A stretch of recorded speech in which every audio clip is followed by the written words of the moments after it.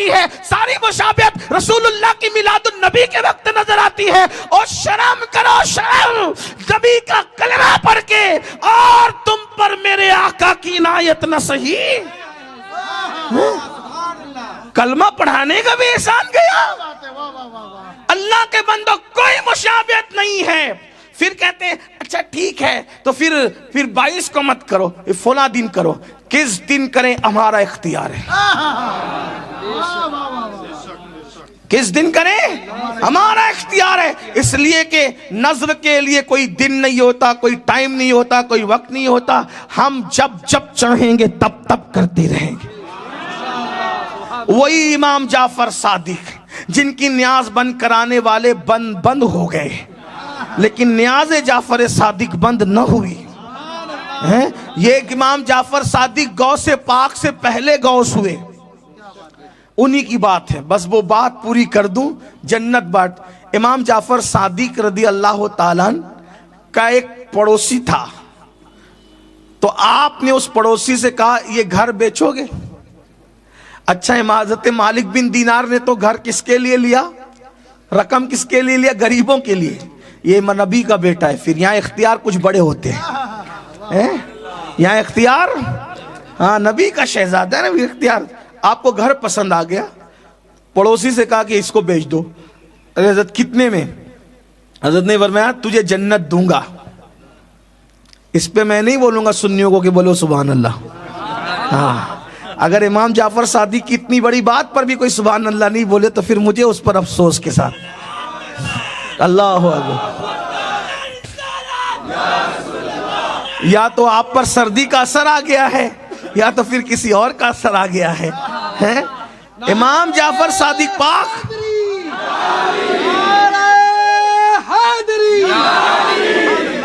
امام جعفر صادق پاک فرماتے ہیں مجھے بیچ دے، اس کے بدلے تجھے جنت دوں گا. لوگ نانا کے جنت دینے کا انکار کرتے ہیں، یہاں تو بیٹے کا بھی اتنا پاور ہے. آل رسول کا فرماتے ہیں جنت دوں گا تجھے، اس کے بعد تجھے اپنا گھر دے میں تجھے جنت دوں گا. کیوں؟ اس لیے کہ باپ کا مال تو اولاد ہی کا ہوتا ہے نا. باپ کا مال کس کا ہوتا ہے؟ اولاد کا ہوتا ہے نا. جد کا مال کس کا ہوتا ہے؟ اولاد کا ہوتا ہے نا. جہاں بانی عطا کر دیں، بڑی جنت ہبا کر دیں. نبی مختار کل ہیں، جس کو جو چاہیں عطا کر دیں. سب تو نبی کا ہے کائنات میں. وہی جب سب نبی کا ہے تو جعفر صادق بھی تو اولاد نبی ہیں. کیا اختیار ہے. اللہ اکبر. کیا فرمایا؟ جنت دیں گے. اچھا جنت دیں گے، ٹھیک ہے. وہ خوش عقیدہ تھا. وہ تھا کہا ٹھیک ہے یہ لے لیجئے ہمارا گھر اور لکھ دیا جنت. جعفر صادق، امام جعفر صادق کی ضمانت پہ جنت. اب وہ جنت جب وہ کا کاغذ لے لیا. ایک بات آپ کو کہوں، آپ گھر جا کے شاید یہ سوچیں گے بھی کہ یار یہ کیا بات ہوئی، اس لیے کہ یہ باتیں سب کو ہضم نہیں ہوتی. اگر آپ تھک نہیں گئے تو میں صرف آپ کو بتانے کے لیے ایک بات کہوں.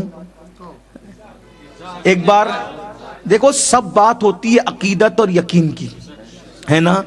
زبیدہ نے ایک مرتبہ بہلول دانا سے کہا کیا کر رہے ہو؟ بولے گھروندہ بنا رہا ہوں. کیا بنا رہا ہوں؟ کیا بنا رہا ہوں؟ گھروندہ. کہاں؟ جنت میں. جنت میں گھروندہ بنا رہا ہوں. اور جنت میں؟ ہاں. جنت میں گھروندہ؟ ہاں. جنت کا محل تیار ہو رہا ہے. اور بنا کیا رہے تھے؟ مٹی کا گھر، مٹی کا چھوٹا سا گھر. اور کیا کہہ رہے ہیں؟ جنت میں گھروندہ بن رہا ہے، جنت میں محل بن رہا ہے.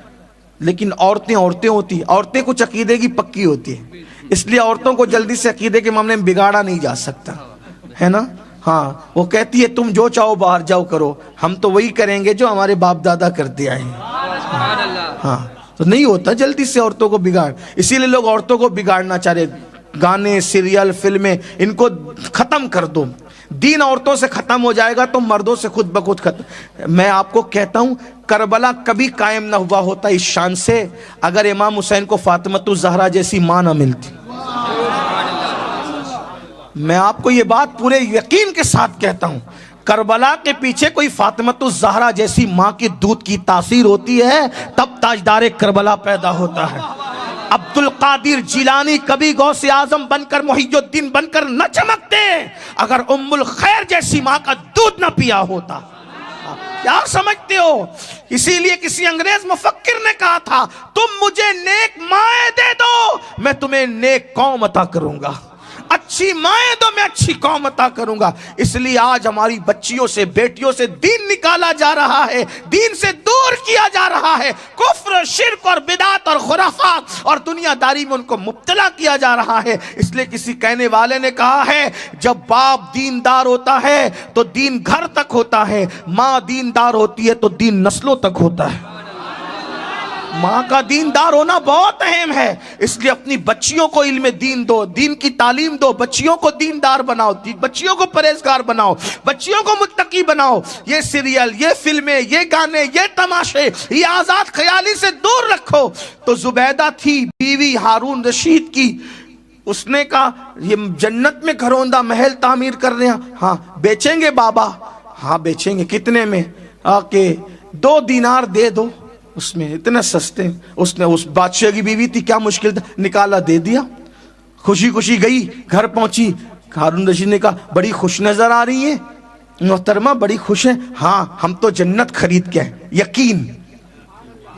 یقین ہم جنت خرید کے ہیں۔ اچھا جنت، وہ مذاق اڑایا، وہ دیوانے کے چکر میں پڑ گئی، 2 دینار گئے ہاتھ سے، 2 دینار گئے۔ ایسا ہوا جو بھی کہنا تھا کہا، اور اس کے بعد وہ سو گئے، وہ سو گئی۔ اچانک رات کو چلاتے ہوئے اٹھے جناب اور کہا کہ زبیدہ کو بلاؤ۔ زبیدہ ہی کیا ہوا؟ کہا کہ بہلول کو ڈھونڈو۔ کہا بات کیا ہے وہ بتاؤ، بہلول کی ضرورت، تم تو مذاق اڑا رہے تھے بہلول کا، بات کیا ہے؟ بولے ہم نے خواب دیکھا۔ کیا خواب دیکھا؟ کہا محشر ہے اور جنت ہے، تمہارا نام لکھا ہے۔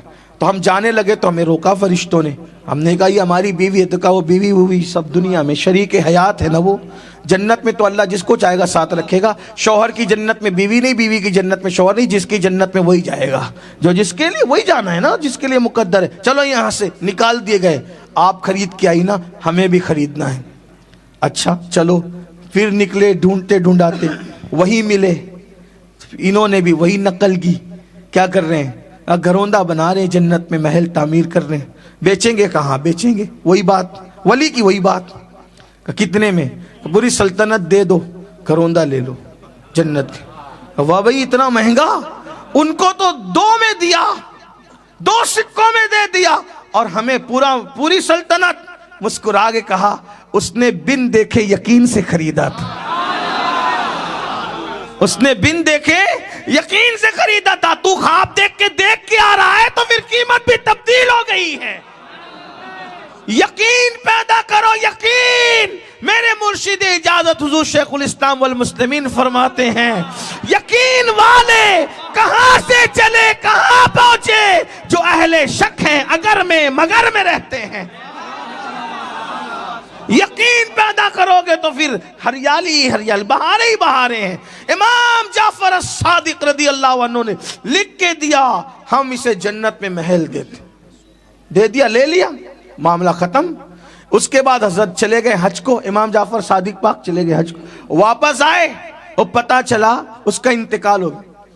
اب انتقال ہوا تو بچے ایسے عقیدت والے نہیں تھے، بچوں نے کہا حضرت وہ گھر ہمارا ہے، ابا کا انتقال ہو گیا۔ فرمایا ہم تو اس سے خرید چکے۔ کہا کتنے میں خریدا تھا؟ کہا جنت دی تھی اور جنت کا محل دے کر کے خریدا تھا۔ کہا یہ کون سا سودا ہوا؟ کسے پتا بھائی وہ جنت ملی نہیں ملی؟ اور فرمایا وہ پرچہ کہاں ہے؟ وہ پرچہ کہاں ہے جو میں نے دیا تھا؟ کہا اس نے تو کہا تھا کہ میرے کفن میں رکھ دینا، ہم رکھ دیے، اب ہمیں نہیں پتا، ہم نہیں دیں گے۔ امام پاک نے فرمایا چلو۔ جب وہاں پہنچے تو وہ پرچہ قبر پہ پڑا ہوا تھا، ایک طرف جعفر صادق پاک کی تحریر ہم نے اسے جنت دی، دوسری طرف خط نور سے لکھا ہم نے جعفر صادق کا وعدہ پورا کر دیا۔ یہ ہے اللہ والوں کی شان، اس لیے اللہ والوں سے جڑے رہو۔ سارا معاملہ یقین کا ہے، یؤمنون بالغیب کا ہے، کنتو پرنتو کرو گے تو لٹکے ہی رہ جاؤ گے۔ اگر یقین پیدا کرو گے انشاءاللہ تو یہاں بھی کامیابی ہے، وہاں بھی کامیابی۔ اللہ پاک سب سے پہلے مجھے اور آپ سب کو عمل کی توفیق عطا فرمائے۔